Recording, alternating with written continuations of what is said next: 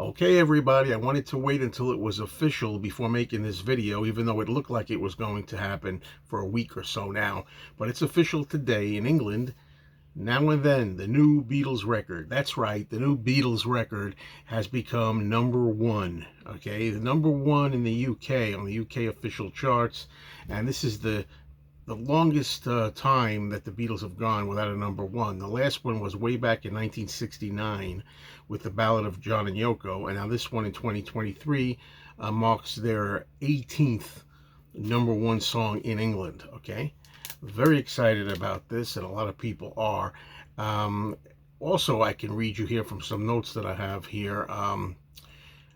So that means that the Beatles have now boasted the longest period between an artist's first and their last number one single.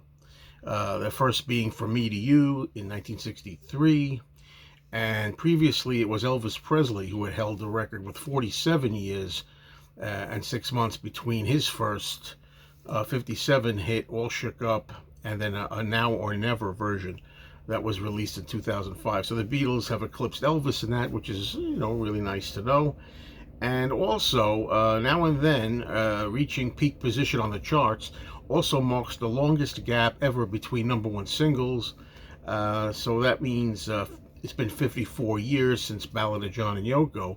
Prior to this, the final track was held by Kate Bush for the longest time. It was 44 years between Wuthering Heights in 78 and Running Up That Hill in 2022. So there's a couple of records that the Beatles have eclipsed, which is nice for fans. Okay, let's see. Also, another accomplishment here is that the new single by the Beatles became the fastest selling single of this year to date. 48,000 copies in the first 7 days of release, and it's the fastest selling vinyl single of the century so far. The century so far, selling 19,400 copies. Okay, so there's a lot to be happy about considering how long it's been. Paul McCartney himself has said in a quote, "It's mind-boggling. It's blown my socks off," he said. "It's also a very emotional moment for me. I love it." So, and well, he should. He should be very proud. Paul really believed in this song as a Beatles single, and he worked hard on it and did a great job, producing and playing on it, arranging and everything with everybody else involved. And it's just amazing to me. And let's see, what do we got here? Let's see.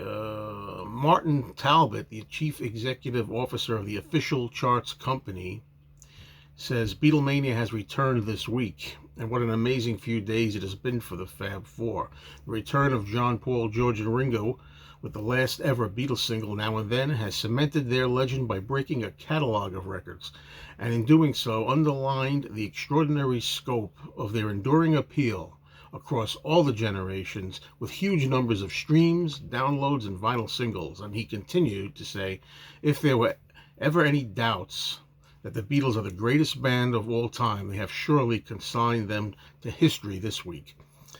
It's just freaking great, Ringo was quoted as saying, "None of us thought it would last a week," he said, and this and that, and meaning the Beatles themselves, not the song, the Beatles careers themselves. Also in the United States, I don't think anybody's expecting Now and Then to be number one on the Billboard US charts, but it doesn't matter because they have another number one period, whether it's UK only, US only, or both. It still counts as a number one in their history books.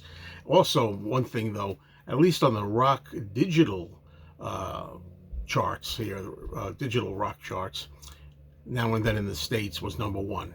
So there you go. And yeah, I'm very excited about this, and it doesn't really surprise me.